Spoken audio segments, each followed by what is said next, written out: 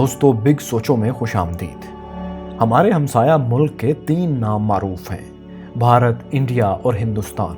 इस वीडियो में हम आपको इन मुख्तलिफ नामों की वजूहात और इनमें फ़र्क बताएंगे। दोस्तों, इंडिया सब कॉन्टिनेंट यानी बर्रसगीर पाको हिंद जनूबी एशिया का फिजियोग्राफिकल रीजन है।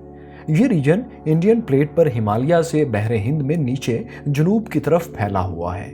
इस खित्ते में बांग्लादेश, भूटान, भारत, नेपाल, पाकिस्तान, श्रीलंका और मालदीव के ममालिक शामिल हैं। लेकिन जब जनूबी एशिया जियोपॉलिटिकल टर्म के तौर पर इस्तेमाल किया जाता है, तब इसमें अफगानिस्तान भी शामिल कर लिया जाता है।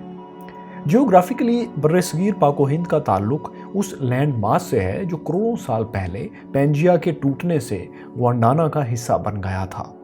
हुआ कुछ यूं था कि आज से करोड़ों साल पहले दुनिया के तमाम बर्र-ए-आज़म एक ही सुपर कॉन्टिनेंट थे जिसको पेंजिया कहा जाता था।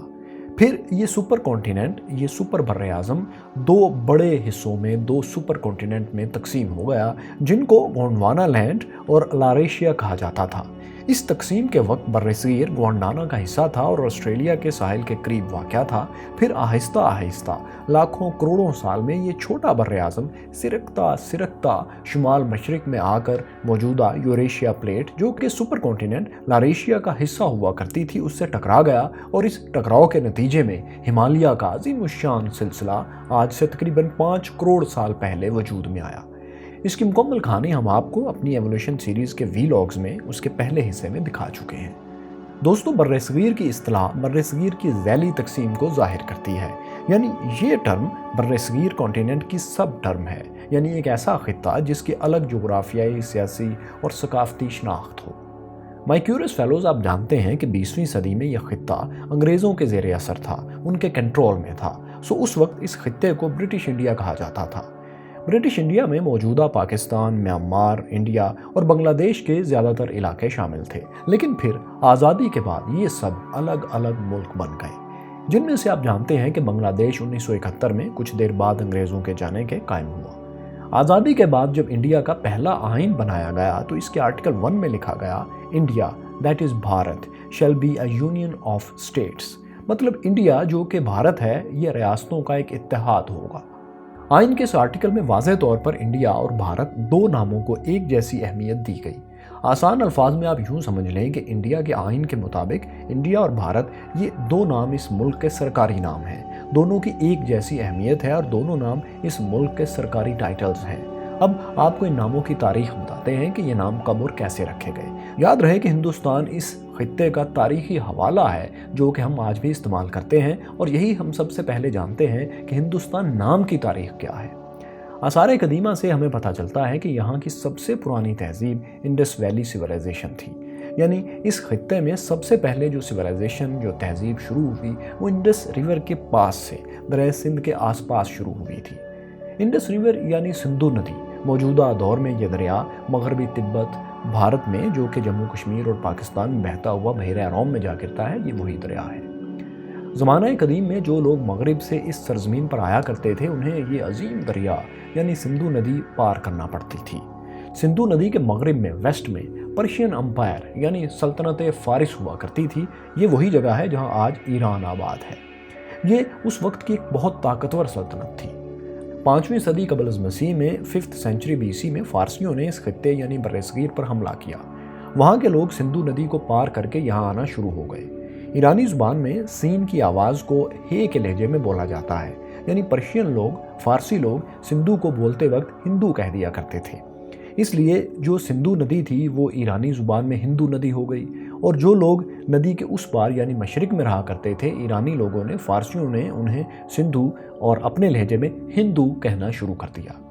यहाँ आपको एक और दिलचस्प बात दोस्तों बताते चलें, वो ये कि हिंदू जो नाम है ये मज़हब से ज़्यादा दरिया सिंध के इस तरफ के इलाके में रहने वाले लोगों और इस जोग्राफिया के लिए इस्तेमाल होता था। यानी वो लोग जो सिंधु नदी के उस तरफ रहते हैं उन्हें हिंदू कहा जाता था। यानी ये मजहबी नहीं, एक जोग्राफियाई टर्म है।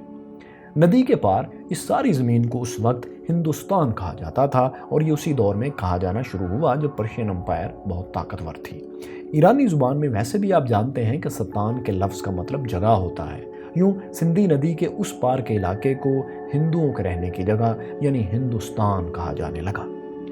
अब आपको बताते हैं कि इंडिया नाम की तारीख क्या है। दोस्तों, इंडिया आज़ाद तो 1947 में हुआ, लेकिन इस रीजन का यह नाम हज़ारों साल कबल से चला आ रहा है। दिलचस्प बात यह है कि इंडिया नाम इस खित्ते को अंग्रेज़ों ने नहीं बल्कि कदीम यूनानी बाशिंदों ने दिया था। पर्शियन एम्पायर के बाद 326 BC में यूनानी हिंदुस्तान पर हमलावर हुए। यूनानियों ने तकरीबन 2500 साल पहले फारसियों से हिंद के इलाके का जिक्र सुना। दोस्तों, कदीम यूनानी ज़ुबान में हे की आवाज़ को मुकम्मल ख़त्म कर दिया जाता था, सो उन्होंने हिंदू को इंडू कहना शुरू कर दिया। 3री सदी कबल अज़ मसीह यानी 3rd सेंचुरी BC में जब सिकंदर आज़म सिकंदर यूनानी ने इस खित्ते पर हमला किया तो इंडस रिवर के पार इस खित्ते को इंडिया के नाम पर शिनाख्त किया गया और लिखा गया। सो दोस्तों, ये नाम इंडिया अंग्रेज़ों ने नहीं बल्कि यूनानी बाशिंदों ने दरअसल हिंदू के लफ्ज़ को बिगाड़ कर ही इंडू किया था या इंडिया कर लिया था। और यौम आज़ादी से पहले अंग्रेज़, जो कि ज़ाहिर है ग्रीक सिविलाइजेशन के ज़्यादा करीब थे, वो इस इलाके को इंडिया ही कहते थे।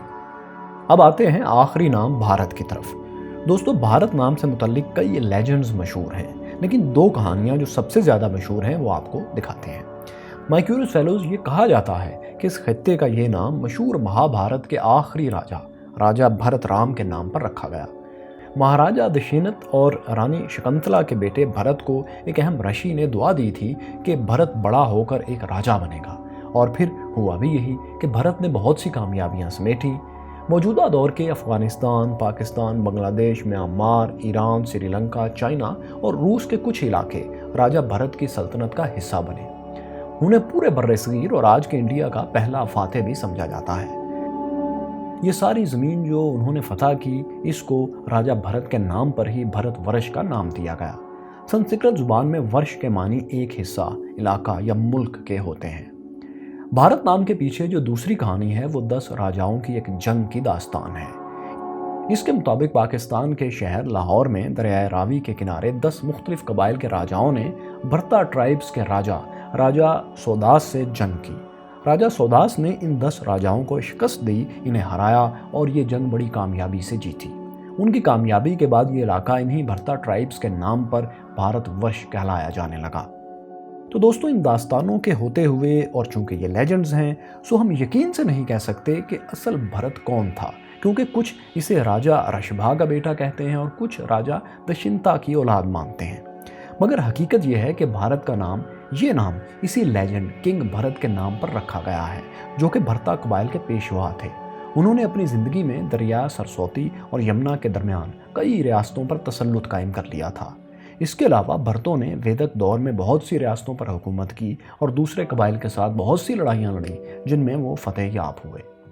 सो दोस्तों, यूँ हमारे हमसाया मुल्क को जो नाम दिए गए हैं, उनकी मुख्तसर कहानी हमने आपके सामने रख दी है। लेकिन जान लें कि आज़ादी के बाद भारतीय आइन में इसके सिर्फ 2 ऑफिशियल नाम हैं, भारत और इंडिया। माय क्यूरियस फेलोज, वैसे तो पाकिस्तान 1947 में आज़ाद हुआ और हमारी अपनी अलग शिनाख्त उस दिन से शुरू हुई, लेकिन अगर इस खित्ते की हज़ारों साल पुरानी तारीख देखें तो पाकिस्तान भी उसी कदीम हिंदुस्तान का हिस्सा था जिसकी दास्तानें पूरी दुनिया में मशहूर हैं। लेकिन फिर 1947 की आज़ादी के बाद पाकिस्तान एक मुकम्मल आज़ाद मुल्क बना, जिसकी अपनी एक शिनाख्त अब दुनिया में उभर रही है। लेकिन याद रहे, जब लफ्ज़ इंडिया जोग्राफियाई टर्म के तौर पर इस्तेमाल किया जाता था तो पाकिस्तान भी उस इंडियन जियोग्राफी का हिस्सा था, और आज भी इस जियोग्राफी का जब नाम लिया जाता है तो पाकिस्तान इस जियोग्राफी में शामिल होता है। लेकिन भारत का जब नाम लिया जाता है तो उससे मुराद सिर्फ वो जुग्राफिया है जो कि पाकिस्तान का हमसाया मुल्क और म्यांमार के मगरिब में है, यानी इंडिया। दोस्तों, एक बार फिर वीडियो देखने का शुक्रिया। इस बारे में अगर आपके पास कोई और दिलचस्प फैक्ट है तो हमें कमेंट्स में ज़रूर लिखिए, और अगर आप कुछ पूछना चाहते हैं तो वो भी लिखिए। शुक्रिया।